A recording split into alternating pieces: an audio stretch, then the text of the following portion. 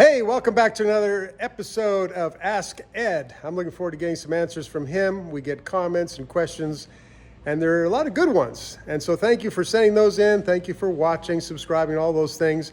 And I'm going to go get Ed, and we're going to take on a few more of your questions. Good morning, Ed. Good morning. It's good to see you again. People have been making comments and have some questions for you. And right now, I think we want to talk about stroker projects where you're... And why don't you explain what a stroker engine, what is that? Just a stroker engine is a different stroke and change the crankshaft and pistons and rods or something to get more cubic inches out of it. Okay, so you're adding stroke to what's normal. Yes. Sometimes, or else depends on the motor, the motor's going to be used for. Okay. What you change the stroke to. Okay. Not necessarily bigger, better. Okay, can you give me an example of why that's true? In particular, we love with the dirt track cars like we've had for years. The favorite motor there is 383 cubic inch. That's a stroked 350 motor. Okay. It's fairly easy to build and it's fairly cheap. What are you doing to a 350 to make it a 383 exactly? We used to grind the cranks.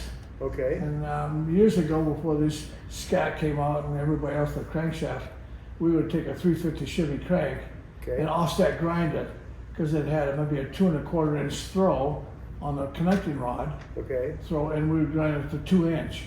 So we grind it all off one side. Okay.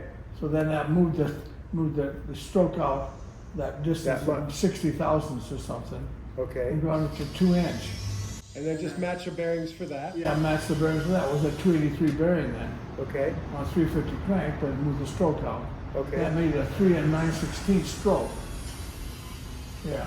Wow. 366 cubic inch, and that was a good motor. And essentially that's the only real modification? That's about the only modification. Wow. Yeah. Yeah, so that is And relatively that was the early simple. 65s.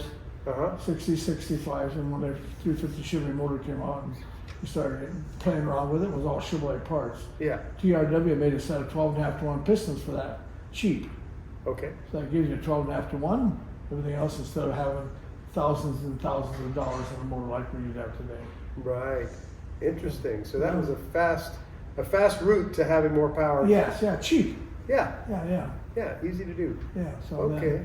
So that motor was a 383, and we like that in our circle tracks and drag races and street cars. Mm-hmm. Really a nice motor for a street car. Okay. You don't have any trouble with it, and it lasts for a long time. Take care of it. Back up a little bit though. One thing you said, more power or more stroke isn't always better. Yeah, right. So So that would be a motor that you'd be racing. Let me see, on a dirt track. It depends on your drivers, and my drivers, I always try to encourage them to do what I want them to do. Right. Because I want my drivers to race in the middle of the track or stay on the top. Okay. And to stay on the top, and then you go on the bottom where everybody else is going to cut the circle, cut the inside circles, and get closer and closer. Well, that's where all the accidents are. You get some kid down there don't know what he's doing, or whoever, and they get hooked up there and cutting the corners too low and end up turn sideways, and then it piles up about 5 or 6 cars. Right. So if you're in the middle of the track, you got someplace to go. Right. So And there's then- less traffic, more likely you're going to finish the race. Yeah, right. Yeah. Okay. Yeah, finish the race is the most important thing, Yeah. and not be the fastest necessarily. Right. So so we have some pistons over here with 366 cubic inches. Okay. So that was then we end up with a 400 motor Okay.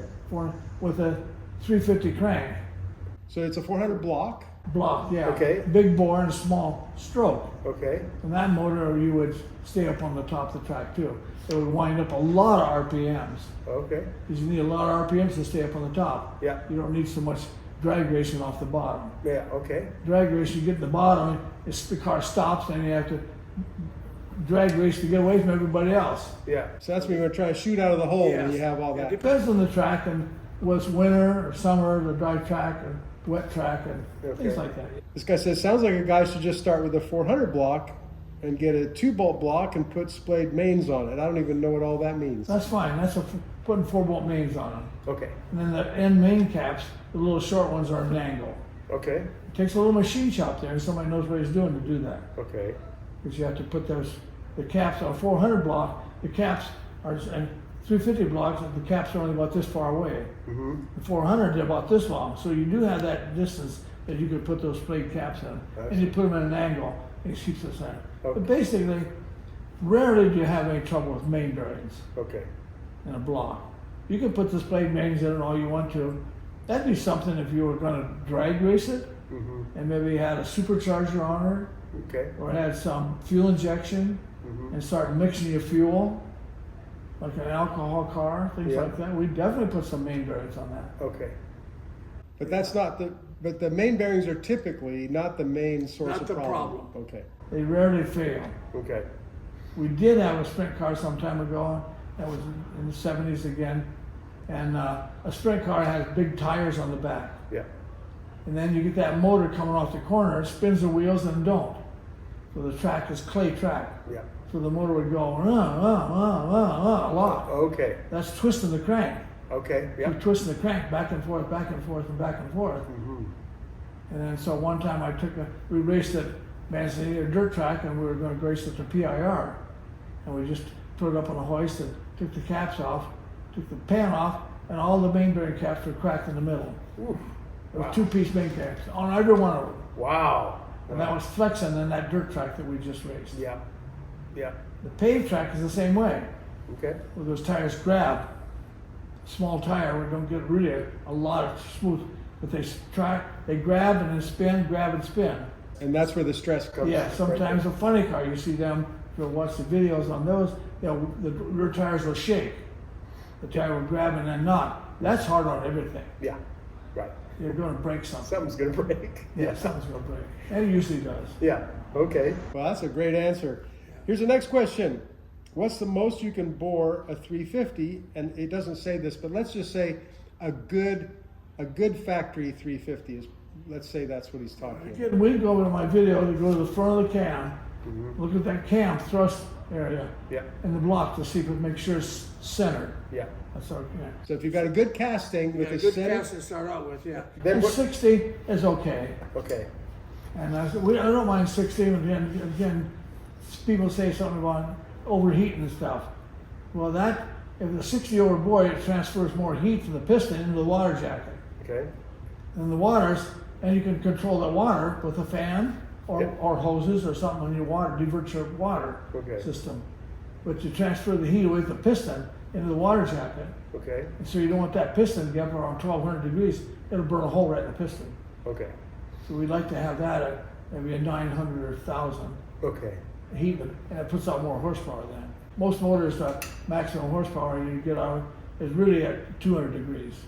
Oh, that's a great. said For, that you're talking about the water temperature now? It's Yes. 200 degrees. Yeah, yeah. Is a 400 just a board 350, or are the 400 different blocks block. different? So there are block, different main caps, and the main bearings are bigger, Okay. bigger Is- diameter. Is the cylinder walls, are they thicker also? I don't think so. Probably about the same. Same, yeah. Hey Ed, are those 301 board 283? In other words, a 283 block that was board 301? Yeah. Are they reliable? As I know you said you have to pick the right block, but generally, what can you get away with reliably on a 283? That's fine. We ran forever, Okay. beat them to death. Okay. And I never had a cylinder wall problem. Yeah. That's what he's talking about, cylinder Yeah. wall problems. Right. Yeah. So that's But not just good. high revs, what they are. Like Yeah. The 302, and that was that DC motor. Okay. It was hard to drive that car, the DC motor, because it didn't put any horsepower until you got about 3,500 RPMs. Okay. It wanted to go from 3,500 to 7,000 real quick. Yeah. If you don't know how to drive it and keep up with that, changing gears that much, well, you were pretty sloppy driving it. Yeah. Another question saying, I was thinking about putting a 307 crank in a 350 and running 305 heads on it. Now this is almost starting like a Frankenstein situation. Yeah, a little bit. I don't know what you would do that for. You don't know why you would know. do that. But I did have some time ago in North Dakota, they had some classes for dirt track. And I remember we bought some 12.5-to-1 pistons for 307. Okay. And that was in a dirt track car. And they would run that certain class up there. I don't remember. That's been years ago. Okay. I'm obviously a novice still. I'm trying to learn from you, but I'm still a novice. My imagination was a 307 block was just a 350, wasn't board as big. Is that true? No. Different blocks? Yeah, it was a different block. Okay. Thank you. Good to I'm know. not sure about that because I never played with that much, that 307. Yeah. Just so we knew that that wasn't a good motor, didn't get good horsepower or anything. No. You got really bad gas mileage. Yeah.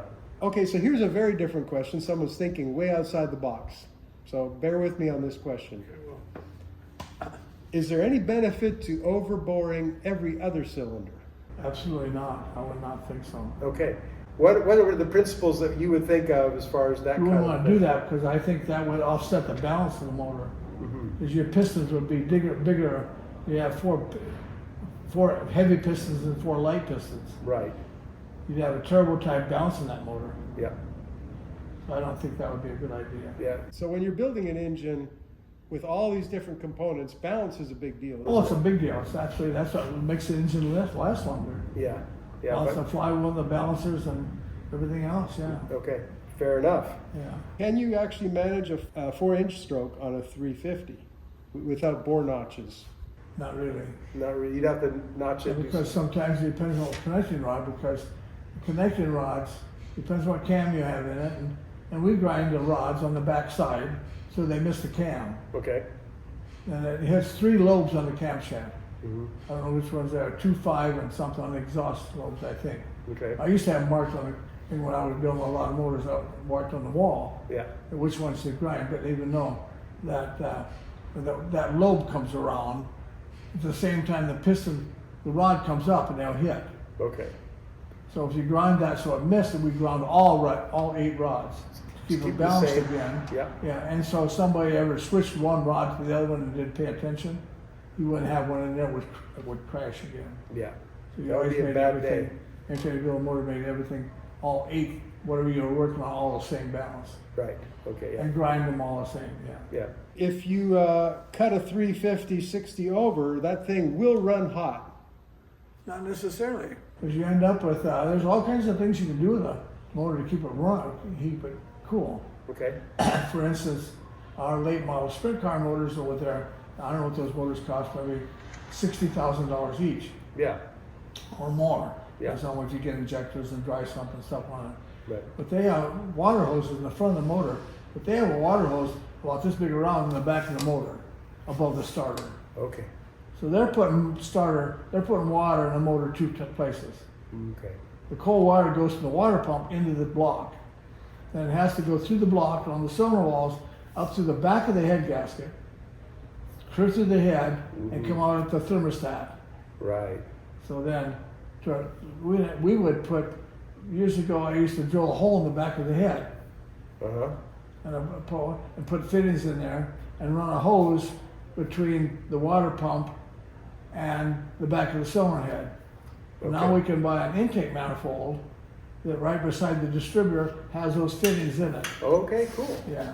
So here's a water pump. This happens to be an aluminum water pump. Yeah, it's got a fitting right here. Okay. So that's the back of the pump. You see there. That's exactly perfect Yeah. example. So then this puts water in the engine here Yeah. in the block, and then you put a fitting right here, and you put this hose up here like this and goes to the back, Yeah. and put it by the distributor, put it down the back one.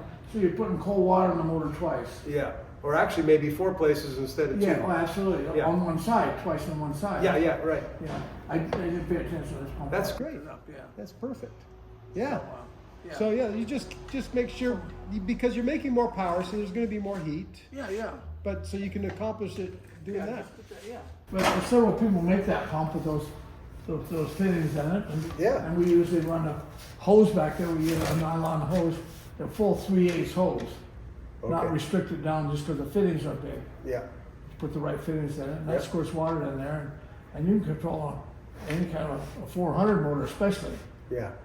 With that, boring it out and start running on the streets, and you can control the temperature. Even in thermostats, I have some dividers over here that just a tin thing that sets down the thermostat, divides the right-hand side from the left side. Oh, to make sure it's evenly going into the Yeah, block. like that, yeah. Okay, that's a And good we see point some too. people putting the water sometimes in the back of that motor. I shouldn't talk about this, but put the back of the motor and they run into the thermostat. Oh, A block under the thermostat with those hoses. That don't do anything. right. It just takes the hot water off the back of the motor and puts it in the radiator quicker. Yeah. I couldn't understand that. Some ideas are just ideas. Just ideas. All right. Do you prefer when you're building a stroker motor? Do you think? Do you have a preference, iron or aluminum heads? Well, it depends on the class. Yeah, I know aluminum heads for sure. Yeah. Your preference is there. If the money is there, if the class works, all that for sure. Yeah, absolutely. They make some good steel heads. Okay. Here's another question about a stroker motor. Does it create a horrible rod ratio, increasing the skirt side loading when you do that? Anytime you do that, you need to have stroker with longer rods, connecting rods. Okay. It's the longest rod you can possibly get in. Okay. And that would sometimes, our wrist pin is actually behind the oil rings. That's how long the rod is. Yeah. Anytime you make a rod longer, it takes that strength off that flexion off the back and force off the side of the pistons. Right. Okay. Yeah, that's all good. You need an aftermarket block with a raised cam and widened pan rails to fit a 4-inch stroke, and most likely get a 4.092 bore to get to 421. It would be simpler to just use a 400 block with a 3.875 stroke and a 4.155 bore. And I guess we should quickly add that a lot of times you're talking about an aftermarket block anyway, aren't you? Yeah. If you started buying a wide pan block and things like that, you're into $50,000 pretty fast. Right. Yeah, it's a different class of money. That's class of, money. Different, because a lot of times your solutions to things are inexpensive, just some machine time Just or whatever. Machine it and do the best you can on a budget. Yeah, right. I was never wanting to spend a lot of money. I built some 434s and they were awesome motors and we loved them. We had a good time with them. Yeah. But it didn't fit our application. Sure. So we sold them. Yeah. Okay. Yeah. Fair enough. I have a little, there's a little Henry J. car. Oh wow. That we have a 434 on that. Oh my If you ever want to look at that, you can look it up on the internet. And that car, I had a die cast made of that car. Oh really? It's an orange car. Okay. And it's a die cast car that says the missing link. And that's the name of the car? Yes. Okay. Because there's a log chain on the side of the car, and it's missing link. It said Ed Smith Speed Shop on the front fender and stuff. Nice. But that had a 434 small block in it. Okay. With a power glide and we never really raced that car in competition. Okay. We just went and raced into anybody else that want You to had grudge fun. race. You had fun. That car was really fast and with a single 4-barrel. I'll bet it was fast. Yeah. Just a lot of torque. Yeah. Yeah, a lot of torque. Now this is kind of a machining question, but it came up on this video somehow. This guy says a man that used to build Indy cars years ago told him, this is a machining question, that the harder the material, the slower speed the drill bit. Do you have a comment on that? Absolutely.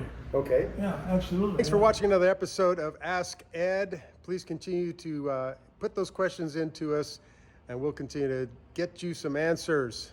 Have a great day.